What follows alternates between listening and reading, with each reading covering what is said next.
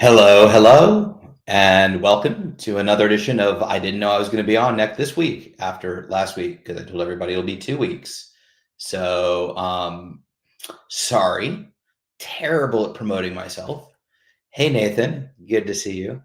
We should like grab a bite sometime. We're neighbors practically.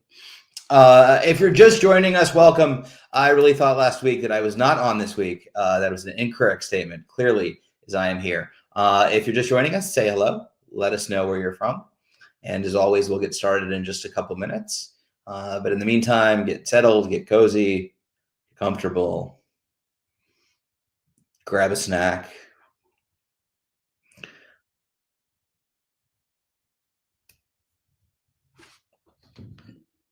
I actually think this was the scheduled community conversation, and last week was the surprise. Hey, Robert, good to see you. So many questions. We'll never know. If you're just joining us, say hello. Hey, Beth.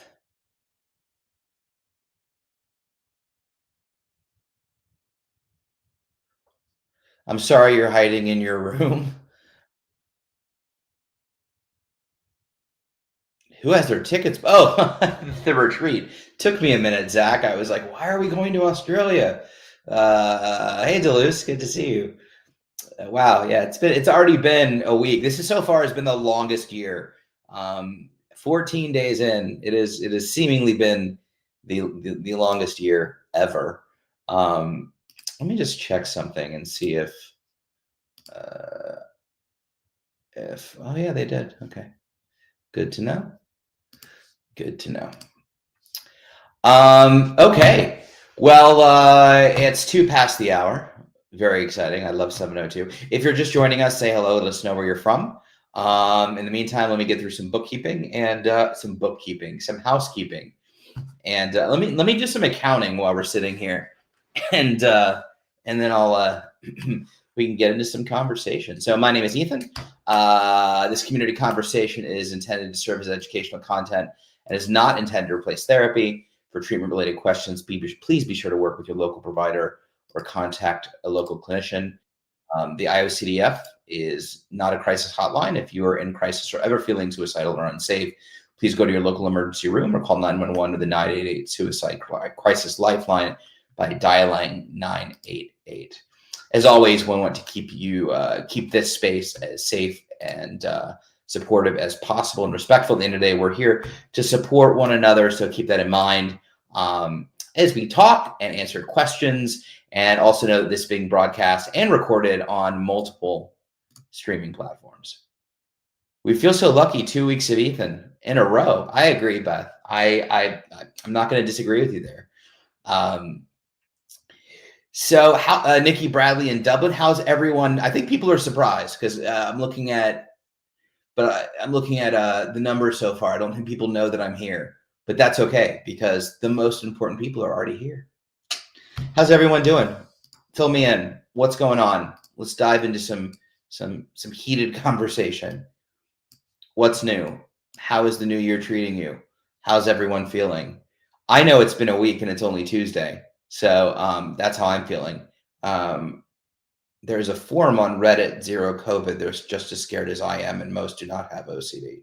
Okay, so, well, how do you know they don't have OCD? Like they say, like, and I don't have OCD. Just being a pain in your ass, which is honestly one of the reasons I was put on this earth. But I would say that, I mean, is it like just I think that when we're looking for something, we can find it. And I know that I've spent many an hour in an evening perusing the interwebs, the dark recesses of the interwebs, and especially Reddit, and saying all the things that I'm afraid of and that people say that they've happened or have happened. And I think you can probably find that. Absolutely. But again, it comes back to Beth. What kind of life do you want to live? I don't think anybody's questioning that. I haven't heard the term zero COVID, but long COVID. I'm assuming that's what you're talking about. I'm not debating that it does or doesn't exist. I'm just debating is, do you want to live your life as if you already have it, or to prevent getting it, or do you want to live a meaningful, value-driven life? And because a lot of things have to happen. I mean, I could go on a Reddit thread right now and find these foods cause cancer. That these types of clothes cause X.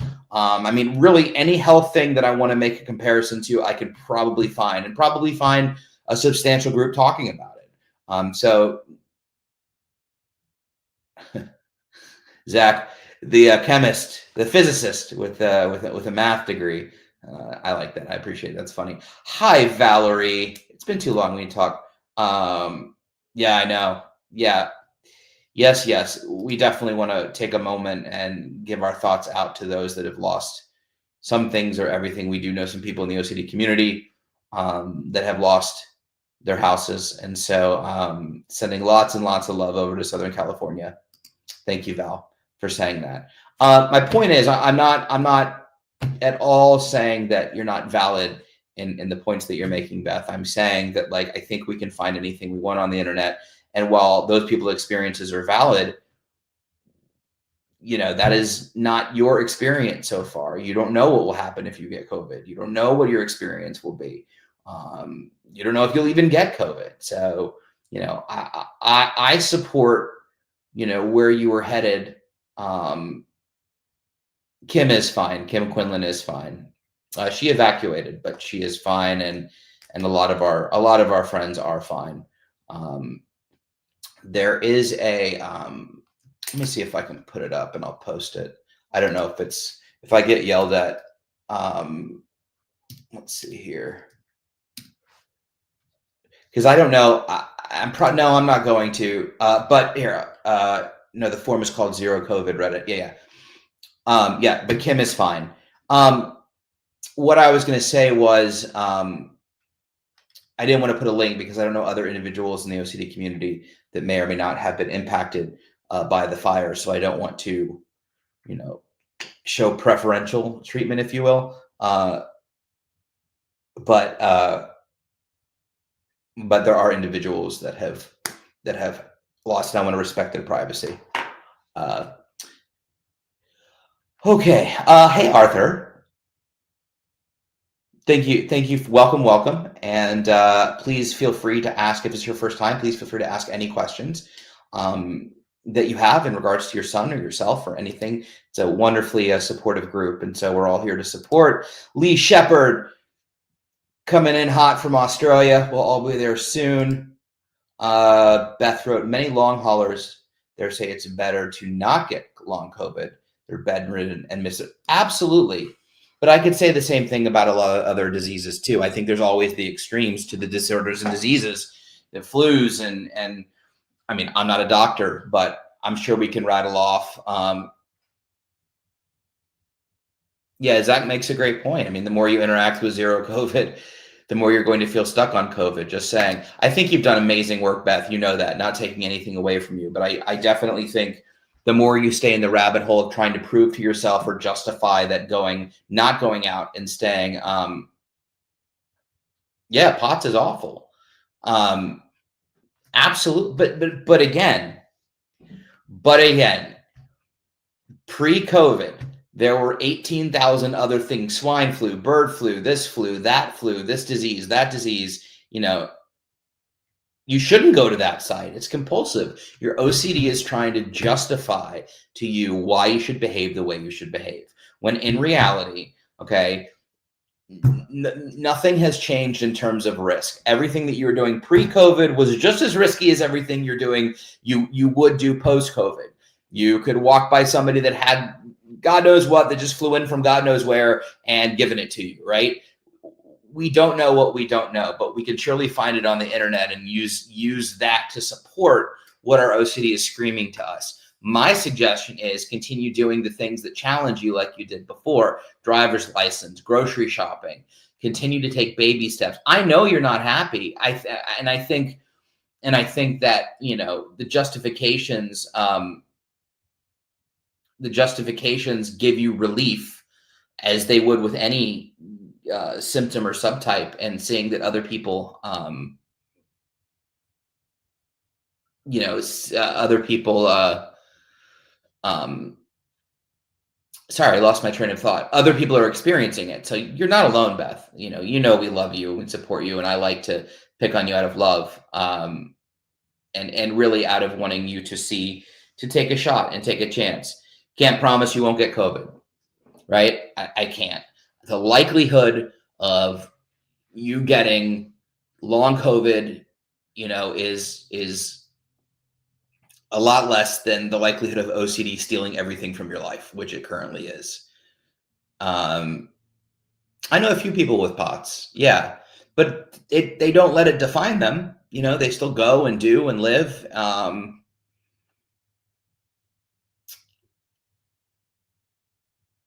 So, I mean, it's turning into a health anxiety discussion. We can definitely talk about health anxiety because that is my sweet spot, or a sweet spot.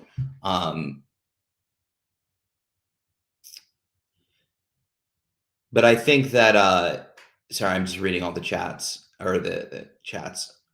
If you're here, if you're just joining us, and you haven't been here before, welcome. Please feel free to put anything you want in the comment thread. Well, not anything that you want, but questions or comments in regards to what everybody's talking about, which is this moment, some health related questions and OCD, or anything in regards to OCD and related disorders. And we're happy to talk through them and support them in any way you can. Zach wrote, when I got COVID, I had 0 symptoms. My OCD made me think that I was going to have the wildest time, but nope, was drinking bourbon on my porch, having other unrelated obsessions. OCD lies. It does. So for those of you that don't know, I got COVID on my honeymoon. My big fear was to get COVID. We took a cruise for half of it, and my big fear was to get COVID on the cruise ship in the middle of the ocean, where I couldn't be like medevaced out to wherever I needed to be. That was at least what was going on in my head. I got COVID before Katie got COVID. Katie, welcome, and tell Beth to do something. Yes, we got COVID on our honeymoon. That's what I'm saying. And it was strangely, we had an okay time. I didn't feel very good, but we were stuck in our room, and people brought us room service, and we had New Year's Eve. But I felt way worse the next week, I think. But it was like a flu. It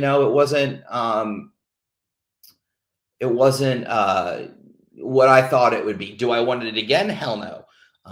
But I'm just vigilant and continue to move forward. Did Katie have heart problems when she got it? Not that I'm aware of. No, she doesn't remember either. Yeah, it's true. She got COVID and refused to stay. She wanted to go visit all the destinations. So you'll love this, Beth. So she went out to all the islands and gave all the islands COVID before she came back, and then said, "Okay, I have COVID. I'm gonna stay in now."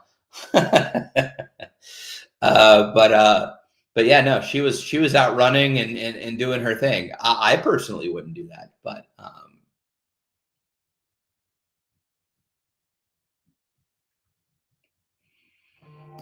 let's see here. After the Texans defeated the LA Chargers in the what? Oh, they did? I'm out of the loop. Well, that's cool. Some of my neighbors celebrated by shooting fireworks. I thought that was pretty insensitive. I was told only I would think of it that way. Jane had COVID at Christmas. Jane's still here. Welcome, Jane. I'm sorry, that sucks. Her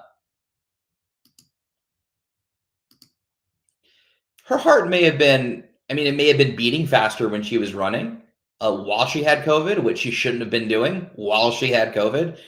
Maybe we talked about that, but she didn't have any heart issues. Hi, Mom.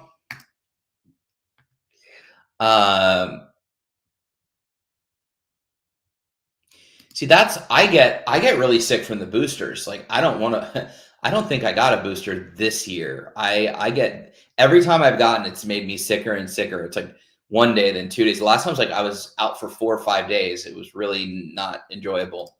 And so I don't like them particularly.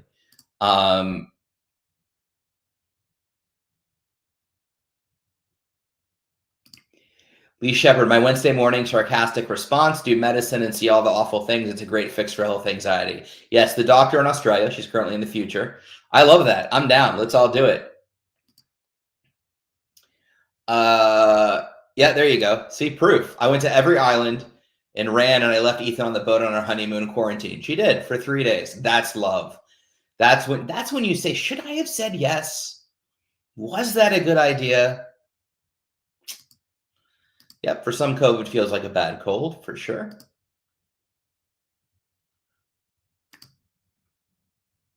Had total taste and smell every time. It was just congestion and tiredness for me.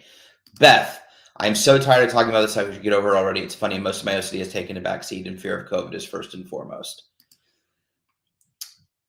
What do I want to say to Beth? I'm tired for you, and we care, and we love you, and I think you just take the leap. You know, you had so many wins and so many gains over the last few years. I think that you take that next step, whatever it is, whatever it needs to be. Work with your therapist and get uncomfortable, because I know you're tired, and I know that your brain keeps saying it's not worth it. If you get it, you know, then nothing means anything anymore, and you have to protect yourself, and it's all lies. The OCD is lying to you. You have no control over anything other than the choices that you make in this moment. So we believe in you, Beth, and we're here to support you, and we love you, and we love your crabs. Thought I'd never say that. It just came out. That's the truth. I didn't get it this year. I was due in November. I've had it every year since, but it made me so sick. I was just like, I'll get it. I'll carve out a week and get it. I work in making antimicrobial preclinical drug candidates for work. Research meetings have been great exposures. Jeez. I've always wondered what you did, Zach, specifically. So that's pretty cool. Antimicrobial preclinical drug candidates. It's pretty interesting. Be curious to learn more about that. Katie wrote, Beth. Beth. It sounds like a song. Beth. I know you're feeling real anxious. Beth. Sorry, I see the numbers drop. They plummet. I feel like I remember what you're talking about. It was just elevated. My HR was elevated training for about 2 months, but that was it. Yeah, there you go. Me too. Each booster gets worse. I've had 7. Yeah, exactly. Strangely, we got COVID on our honeymoon, and we got boosted 3 to 4 weeks before that, just to be at the height of it before. So. Nikki wrote, my heart goes out to anyone who's lost everything in LA. My friend is in Venice Beach and hopefully doesn't have to evacuate, but has a plane already. Absolutely horrendous. Yeah, it's awful.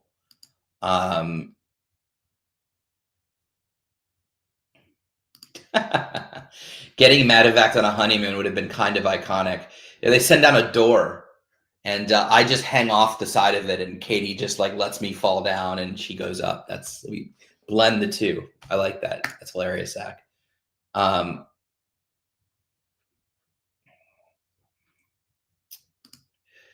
March 22nd will be 5 years since I decided to. Well, first of all, give her some credit. You've done some stuff, and you've done some hard stuff, and you should. I don't think it's been, quite that black or white, but understand what you're saying. And I think then it's a good time to say, okay, that's it. Didn't you set a 5-year limit when you did that?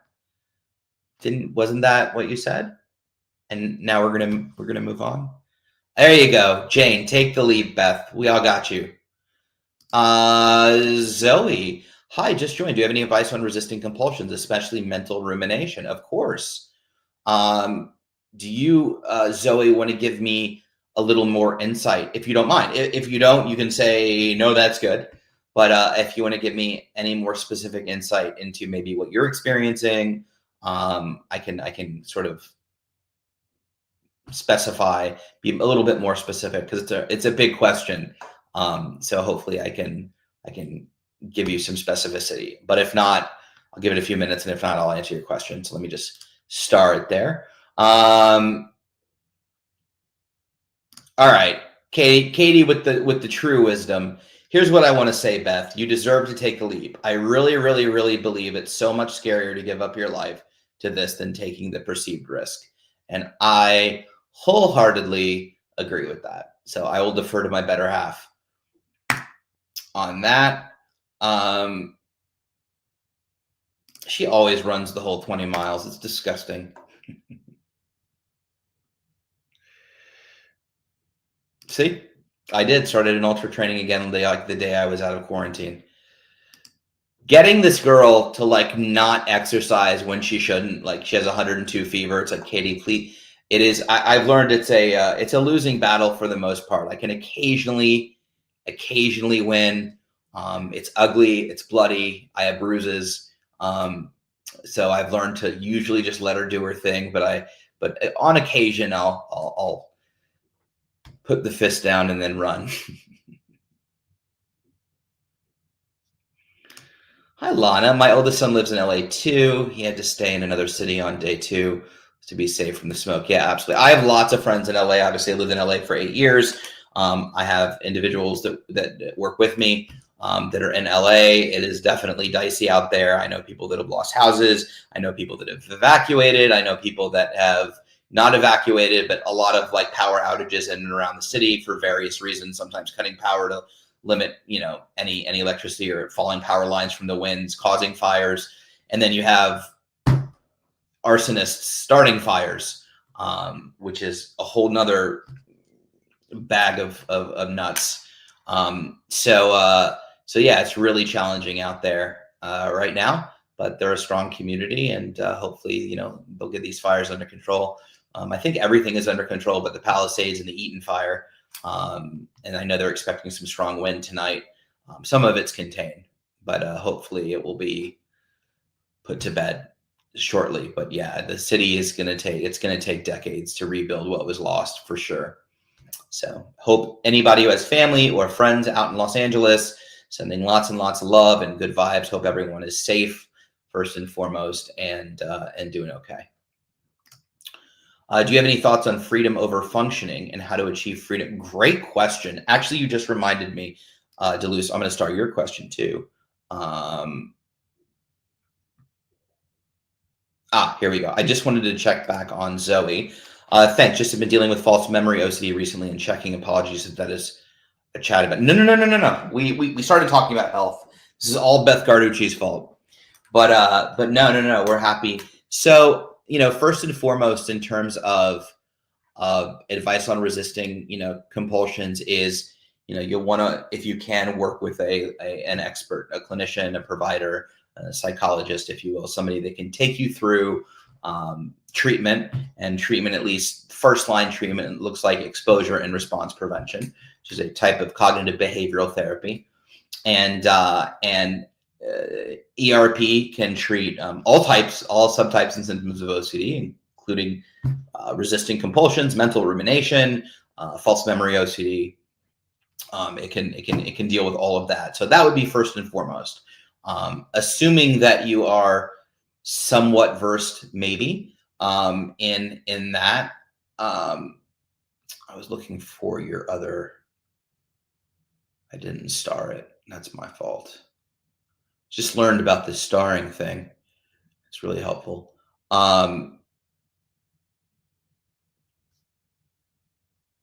Yeah, I lost it. I apologize.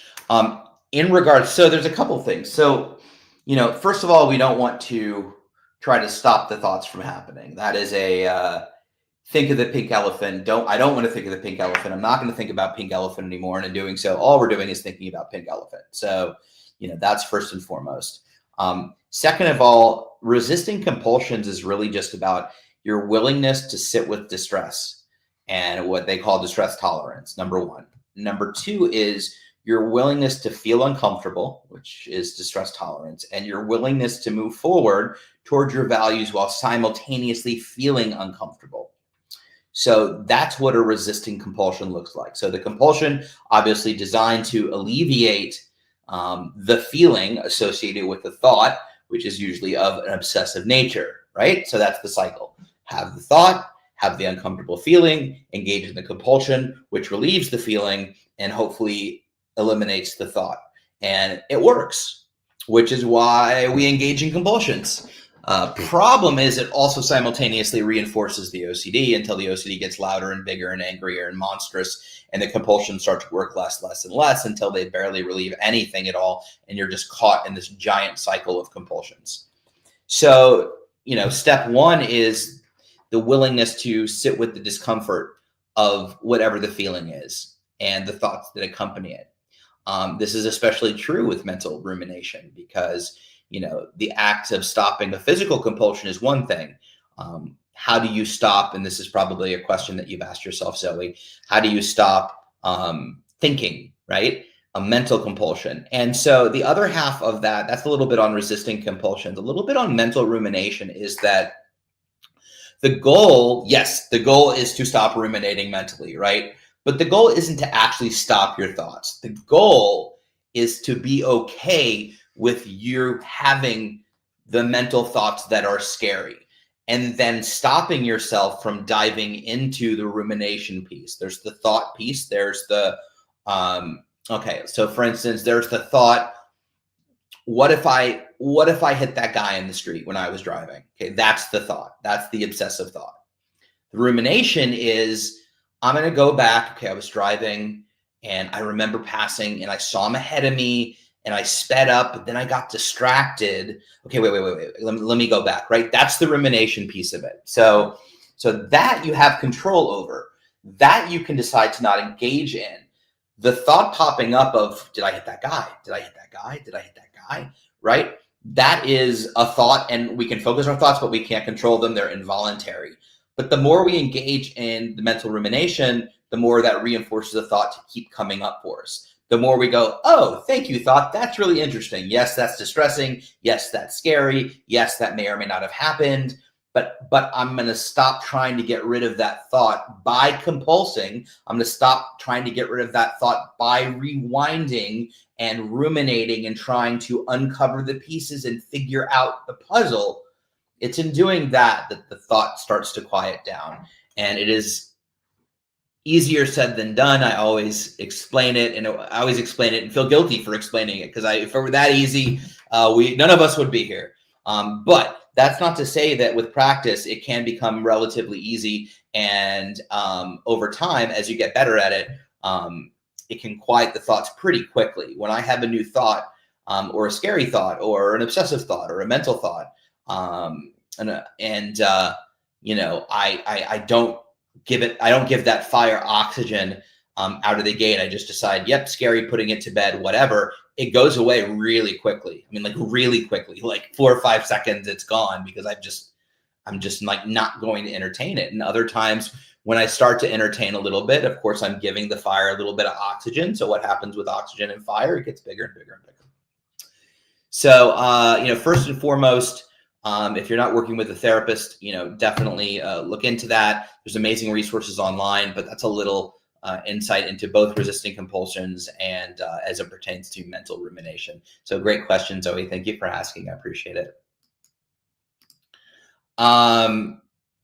Okay, people laughing at my jokes. We always like that. Okay, back to Deleuze. Sorry, Deleuze. I just didn't want to forget to go back to Zoe's question. Do you have thoughts on freedom over functioning and how to achieve freedom from OCD? This is such a great question. Freaking loving it. Oh my gosh, I'm way behind on comments. Zoe, this is your fault. No, I'm totally kidding. This is such a great question.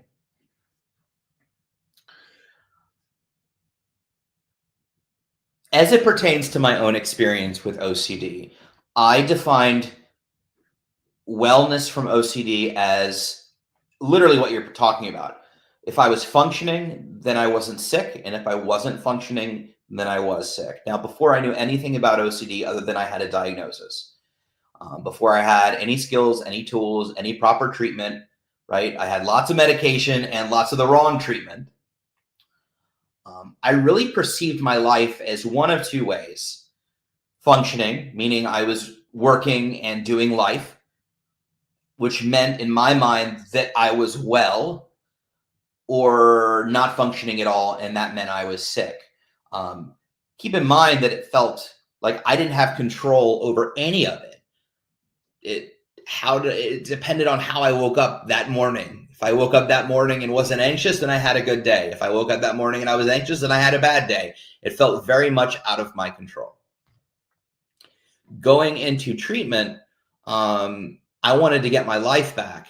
I wanted to work again. I wanted to date again. I wanted to do all the things, and not even again. I mean, I was still so belabored with OCD, even when I was functioning. Functioning meant I was at work, but I was calling my mom 100 times a day. I was taking my temperature 200 times a day. I was compulsing nonstop, but in my mind, because I was working, earning money, functioning, going to school, whatever it was, then that meant I was well. And the reason I say that is because I remember one of my early appointments when the doctor said, or when one of my clinicians said, I explained to her this, and she goes, "No, Ethan, you have OCD all the time." And I'm like, "No, I don't. Look what I've done, blah, blah, blah, blah, blah. It's only half the time." She's like, no, you're really sick all the time. And like, I didn't want to hear that. That was like really stigmatizing. And she was right. But in that moment, it felt really stigmatizing. And I like defined it as those two ways. Once I had life taken away from me and was completely unable to function, absolutely the goal was functioning. Forget freedom. I didn't even know freedom was a thing. I just was like, all right, how do I live a semi-normal life and do the things that I see other people doing? And that really became my goal. And over the course of my story and my lengthy treatment with exposure and response prevention, acceptance commitment therapy, dialectical behavioral therapy, and lots and loads of other things. And we can get into my story if you know it, if you don't. I started to be able to function. And it was really challenging. And what I just talked to Zoe about, I was functioning, but I was bringing a lot of pain with me. I was bringing a lot of thoughts with me. I was bringing a lot of resistance to compulsion. I was bringing emotions. I was crying in the bathroom. I was trying to live a value-driven life, but I also wasn't having any fucking fun. And then one day, as I was really embedded in living life and not living my life in a therapist's office, working with therapists, 3-4 times a week after residential, but really just embedded in life. And for those of you that don't know my story, this was, I was sent to residential and got kicked out and lived on the streets and all this stuff. So this was in a strange city in Boston. I mean, Boston isn't, we all know Boston. What I mean is a strange city to me. I was kind of on my own, doing my own thing, boots on the ground, living life, and trying to like start over. And I remember a day, and I talk about this in my speech, I think, or somewhere. But I remember a day when I was walking down the street and I saw a sunset, and I looked up at the sunset, and it was beautiful. And it hit me in a way that sunsets had never hit me before. I was moved. I was touched. I was tearful. I was feeling feelings that I'd never felt before. And I was like, oh, okay, wait a minute. Like, I'm experiencing a moment in life where you hear other people like, oh, it was a beautiful sunset. It was so special. It was so romantic. It was so all of these things. And I had never experienced that. And suddenly in that moment, I was like, okay, wait, there's more to OCD than just function. There is freedom from OCD. And the freedom from OCD is where, to me, the magic exists. It is the last 10% of treatment. It is where all of the joy and serenity and peace and really the magic of life exists. This is just my opinion for me, is that freedom piece, when life becomes more than just about functioning. That is a goal to a certain extent when OCD has really taken everything from you and you are unable to function. But at a certain point when you're functioning, there is another gear to kick your treatment into, where you're tackling the top of your hierarchy, where the stuff is really, really scary. And when you do that, you start to achieve freedom. So that is an extremely long-winded way of getting to the final question, is how to achieve freedom from OCD. Here's the secret, and it's not a secret.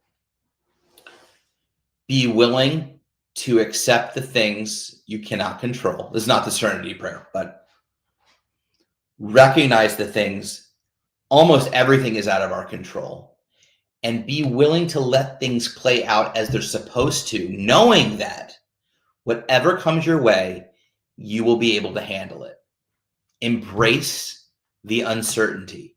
That is the key to living with OCD and experiencing freedom from it, as long as we're trying to control the outcome. Okay? As long as we're trying to control the outcome of our fear, we're always going to be imprisoned by it in some way. So embracing the uncertainty, which means willing to accept that your fear may happen. Not saying it will, probably won't, can't guarantee it, but opening yourself up to the possibility that you're going to put yourself out there and that thing could happen. Maybe so, maybe not. And I know what some of you are thinking. So we'll deep dive into magical thinking versus like real OCD and stuff like that in another time. But being willing to, I always say I'm willing to die to not let OCD take over my life again. And what does that mean really? It means that my fear was I was accidentally going to hurt myself. I was accidentally going to hit my head. I was accidentally going to swallow a bunch of pills. I was accidentally going to do all these self-injurious things. So for me, it's like, okay, I am willing to die, meaning I am willing to take a chance that I may have done these things, knowing that I have OCD and I probably didn't, to move forward and not let OCD take over my life. That's the freedom. That is the freedom. The freedom is I will cross that bridge when I get to it. And in the meantime, I'm not going to anticipate the bridge. I'm going to walk down the path. I'm going to move forward in my life in a value-driven way. I'm going to stay as present as possible. And nobody does this perfectly. Nobody lives in this 100% of the time, but it's the goal. But I'm going to walk this path and try to stay present. And when I'm not present, come back to the present and move forward until life deals me something that's really challenging. Maybe it's my biggest fear. Maybe it's something I didn't count on. Maybe, and I will deal with it. Like last year when I went to the ER for something and they discovered a tumor in my stomach, which was my biggest fear. I didn't live my life. Up until when I had OCD, I was getting checks all the time. But in the last 14 years, I didn't check. I didn't look. I lived my life. And then I went to the ER for one thing. And they were like, oh, by the way, we see this. And that was my biggest fear, like accidentally finding something. And then for 10 months, there was like giant question marks and I had to have tests and all kinds of crazy stuff. And, but I crossed that bridge when I got to it. I didn't live to avoid it. And when I got to that bridge, although it was one of the scariest things I've ever faced, and I'm lucky, like they think it's benign. They can't, for those of you that are joining me, they can't biopsy it because of its location. So they're imaging it. We're imaging it now. We moved to every year from every 3 months and then 6 months and so forth. So I'm still living with uncertainty and doubt. Leave it to me to have a tumor you can't biopsy. That's right on brand. But the point is that I not only did I not live to prevent it, but when it happened, I was way stronger than I thought I would be. If you'd asked me if your biggest fear would come true, what would happen? I thought I was going to be bedridden, unable to function, depressed, scared. And yes, I was all those things, but my actions were different. I lived life. I went out of town. I traveled. I just took it a day at a time. And it wasn't easy. And I had good days and bad days. But anyway, so what two things have I incessantly harped on? One is embracing uncertainty. Number two is being willing to let the thing that you're afraid of potentially happen, knowing that this is a disorder and a distortion. And the final thing is, in a world of uncertainty, the only certainty that we do have is that if we continue to listen to OCD, our life will get smaller and be taken away. That is certain. So in this incredible paradox of uncertainty, nothing is certain, that is. So hopefully that gives you some insight. And I will tell you, as somebody that lives not all the time, but with freedom from OCD, a lot of the time, it's worth it. Come join me. It's like a giant jacuzzi. You would just all get in and hang out. Great question, Deleuze. Thank you. Hi, Ethan. I did everything I could to avoid COVID because I was afraid of long COVID, as well as passing it to my OCD son, who's been vaccinated. I got it anyway and survived. My son got it much later and also survived. The fear of it was way worse than the actual experience of having it. By the way, my husband and I work with Thea Crawley, who talks about you with much admiration. Oh, that's so sweet. She was my social worker at the OCD Institute in Boston, the strange city. Andrea, please tell Thea I say hello and also give her my best. She's a wonderful human being. And yes, what we're ultimately talking about here is anticipatory anxiety. The anticipatory anxiety of what you're afraid of is usually way, way worse than the actual experience. That is not always the case, but it's many times the case, especially as it relates to anxiety disorders and OCD. So we think one thing, we then experience it and go, oh, that wasn't nearly as bad as I thought it was going to be. And then we move on with our day and we're like, well, crap, why did I make myself miserable for 2 weeks or 2 months or 2 years? So, yes. Let me try to quickly, I know I'm way behind on comments, so I apologize. And you're welcome, Zoe. I'm so glad. Oh, that was the comment I couldn't find earlier.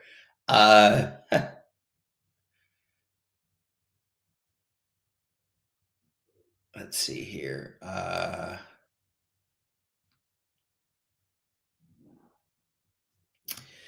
Jen wrote, Beth, I have chronic illness and I live in chronic pain. I still live. It's not as bad as you think. Plus, you don't know it would be chronic. You're living what if. Beautifully said, Jen. And Beth agrees with you. What if, aren't you tired? Take a leap and do it systematically, Beth. You had some awesome wins recently. Nobody's telling you to go to a rave tonight, you know? What is one thing that you haven't done in a while that you could do that is a little scary, a little anxiety provoking, but is a small step forward? Chad Talley in the house. We'll it's okay. You're allowed to be late for sure. Zach says, rooting for you, Beth. Always here to be supportive if I can. Awesome, Zach. Thank you so much. And Zach beat me to the uncertainty thing. You can't eliminate. That is absolutely true words. Miss Valerie Andrews, I suffer from health anxiety, but it really is manageable with ERP. Kate wrote, I think it can be really helpful to recognize that the intrusive thought is the first thing that pops up. The compulsion is anything we do to engage with, minimize change, or fix the thought. And Zach wrote, Valerie, same change. ERP changed my life. I was doing interoceptive exposures in hospital settings. It helped so much. Okay. I'm just going to scroll down and look for. Cash makes an entrance. Buggery bollocks. Sounds like a really creepy Harry Potter spell. Ooh, buggery bollocks. And it makes your butt do something, I think. I don't know. Welcome, Cash. Good to see you. Cash has entered the chat. It's like he's entered the ring. So let me just scroll down here. Apologies. Just want to see if we get looking for questions specifically.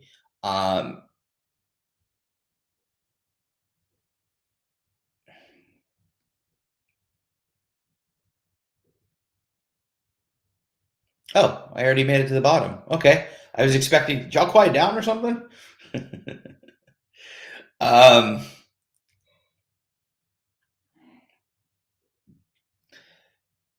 see. Zach, Zero COVID community on Reddit is for people who are COVID cautious. They take lots of precautions, stay away from crowds, and not take any unnecessary risks.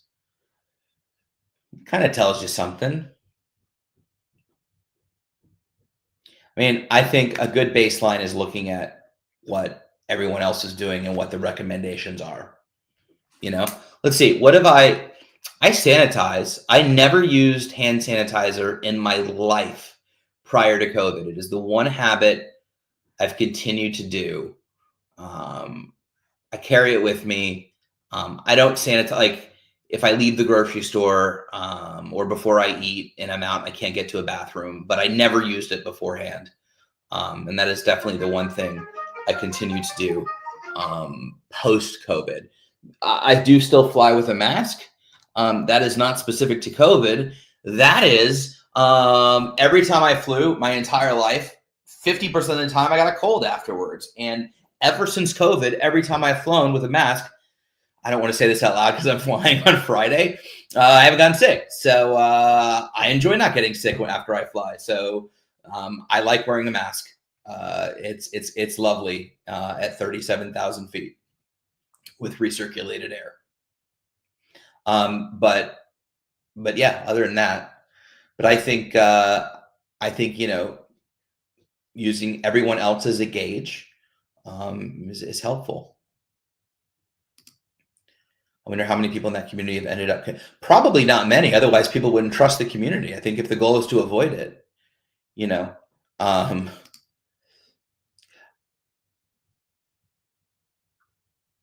mean, I have so many thoughts, Beth. I just love you. Oh, yay. Please do.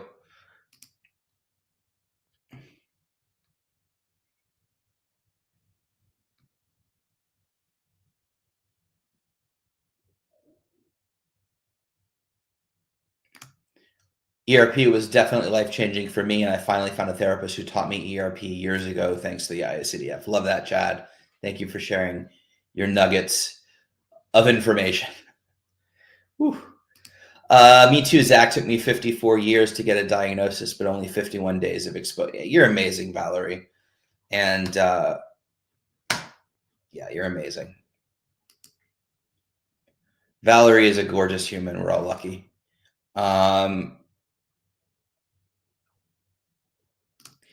The problem is with OCD, you'll want a Reddit group to minimize risk for every obsession, thus make it. Yeah, Reddit's a dangerous place for OCD, for sure. I've been in many a Reddit group over the course of my experience. Although, do y'all remember the Yahoo groups before the Reddit groups? Like, occasionally a thread will pop up, but these super old Yahoo groups and forums that kind of were replaced by Reddit in terms of, like, when you're looking for some answers to something.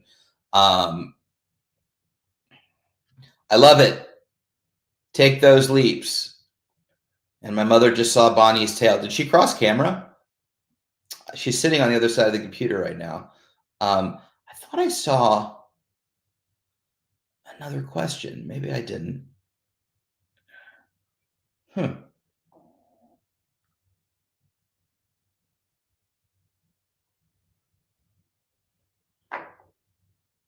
Yeah, I don't know.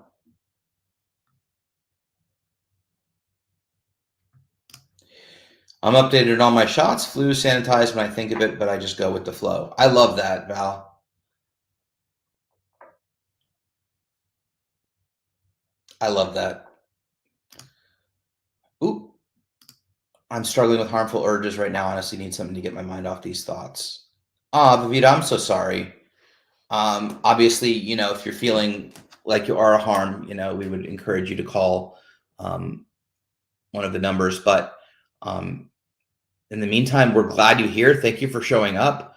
And if you have any specific questions, please feel free to let us know. I know you're getting a lot of support in the chat, and I think that's awesome. So just keep on talking. My only question is how to stay motivated with ERP after initial successes. It's a great question, Zach. I love this question. Continued wellness. ERP is not a finite therapy that you do once and that's it. It requires continuous work. I use ERP every day. You don't have to engage in intentional ERP because sort of life is throwing its own exposures at you for you which to handle. But and you don't have to feel excited about doing it. It's more understanding that you're not willing to go back to where you were. Understanding that it is exactly like, taking a blood pressure medication every day because you need it.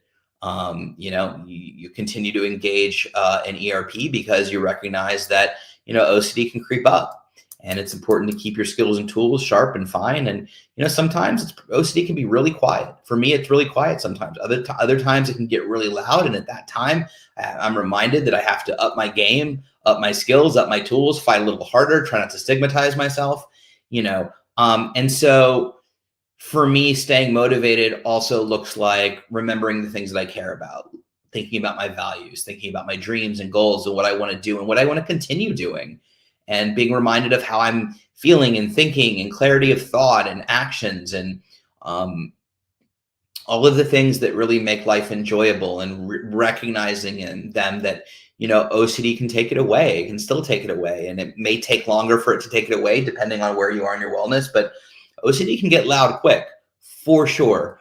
And so I think using initial successes as a reminder that this works is really important. But I also think continual maintenance and living sort of that uncertain lifestyle, and integrating ERP into everything that you do is really helpful, because then it becomes less about engaging and more about a lifestyle.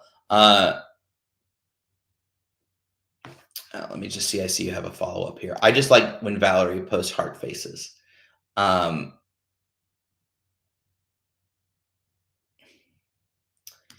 main issue is with distress, difficult emotions. Hang tight on that, Deleuze.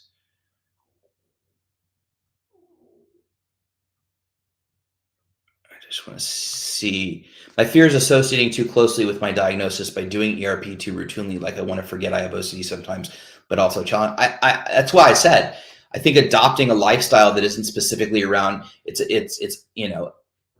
this. I'm going to challenge myself, and I am going to live uncertainly, and I am going to you know engage in non-engagement responses. And it's not about actively doing active exposures. It's about following your values. It's about being uncomfortable. It's about acknowledging that something may be OCD, and then waving at it and saying that's nice and moving forward. It doesn't have to be so systematic and so rigid in terms of like, okay, I am going to do ERP now. In living an ERP uncertain lifestyle, that will allow you to not only receive freedom from OCD, but then also forget you have it sometimes. I have many hours, days, minutes, weeks where I completely forgot I have OCD. And then other times it can be really loud, just depending on what's going on. But I know you were really struggling, Zach. I hope you don't mind me saying that. And then, you've come into this new space, which is awesome. And I could not be more proud of you. I would try not to be too judgy around it, and I think I would continue to remain patient with the experience. It's a marathon, not a sprint. And I think that as you continue to move forward and have more and more consistent days where you're feeling better, it will become less about the OCD, and it'll feel less like you're doing active exposures where it's like you're constantly reminding yourself of it, right? So it just takes a minute, but I think you're doing awesome. And even just like reading your comments now versus comments, months ago, it's just like you can tell you're in a really good space. And so really happy for you. And thank you for sharing, because I think seeing proof is really important for those that are struggling. So thank you for that.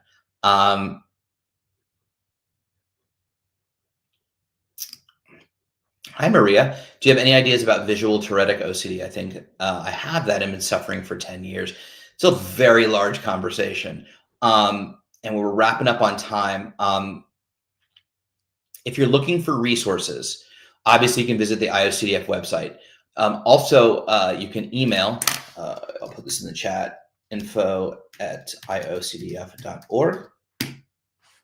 And just feel free to mention that you suspect that and you're looking for resources, and they'll definitely send you some.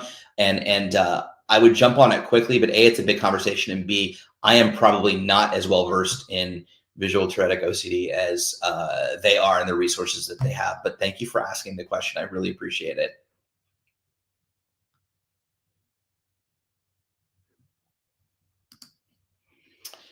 Thank you, Nathan. And that's kind of what I was getting at for Vivita. In 988 is the Suicide and Crisis Hotline. They do have trained counselors, so I know you were mentioning that you were, having thoughts of self-harm. So please, call that number. if you're feeling that way.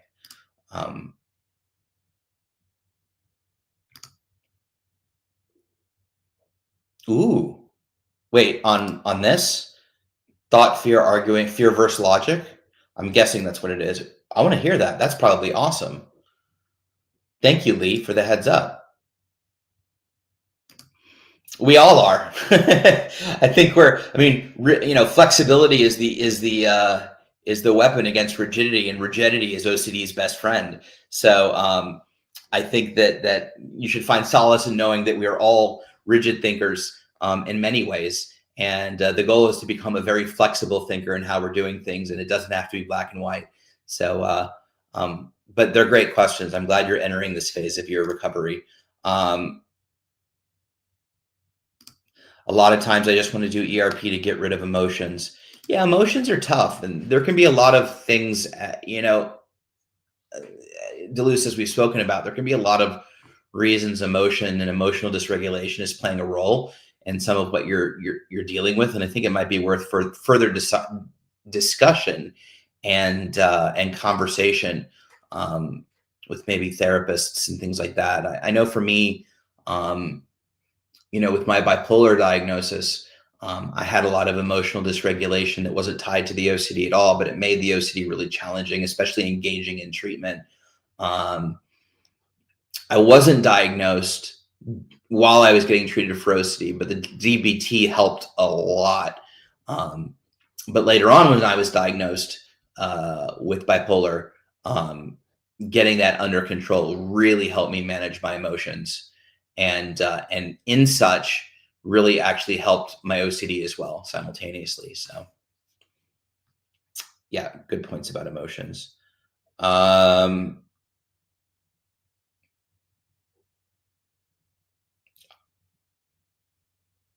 You are not alone in this, Vivita. You are not alone. Your feelings are not alone. You are by no means. You have a community that cares. We've all been there, and I think that, like I said, we encourage you, if you feel like you're in a spot that isn't that great, please call that number. But please know that this is a space you're always welcome in. The IOCDF, has incredible resources to support if you want to go on the website. And we just thank you for being here. There's help, there's hope. As you've heard tonight, many folks are doing really well. And so there is no doubt that there are brighter days ahead. So just hang in there. And thank you for being here. Really appreciate you.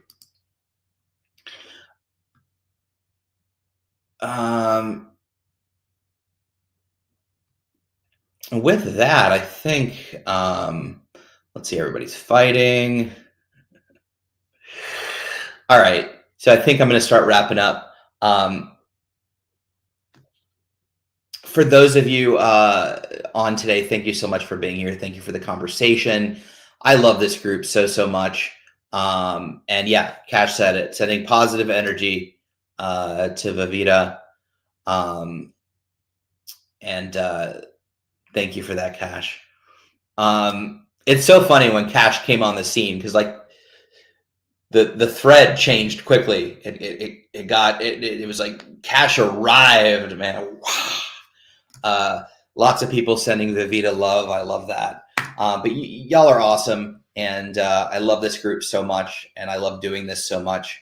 So thank you for being here today. With that being said, and you're welcome, Beth. We adore you, and we're so glad you're here. Oh my God, has it been that long? I mean, I had Just Ethan before COVID. Community Conversations started. I guess we did Just Ethan through 2020, and then it turned into. But man, that just made me feel old. Thanks, Beth. Y'all are all so welcome. Tomorrow, I think there's a live stream. I don't get the updates anymore. I'm out of the loop. Check the website. Thank you so much for being here. I want to thank the IOCDF for having me and hosting me. Here we are. If you want to look at upcoming live streams, you can visit iocdf.org/live streams to find out more. Also, of course, you can find resources and help at IOCDF.org. I'm trying to think what else is coming up.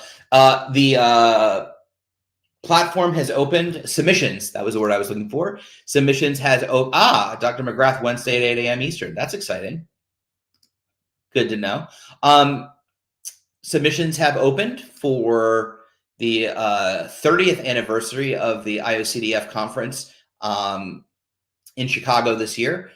If you've ever thought about submitting or speaking at the conference or wondered, how do I speak at the conference? Go to the website, visit iocdf.org/usually conferences, but you can find on the website as well. You can read about submitting at a conference. Be awesome to see you guys there and share your story. So yeah, for sure. 1000% more normal, whatever that is. That is the perfect summation of that. Anyway, much love to all of you. Have a beautiful rest of your week. I know for a fact I will not be on next week, but the week after, Katie and I will be on together. So mark your calendars for the Tuesday after next. Katie and I will be joining y'all. Much love. Stay vigilant, feel the feels. Don't let OCD off the hook. And we will see you 2 weeks from tonight. Have a beautiful evening and a great rest of your week. Good night. Oh, this is where I'm supposed to find the this. There it is. Found it. Can still hear me. Good night, everyone.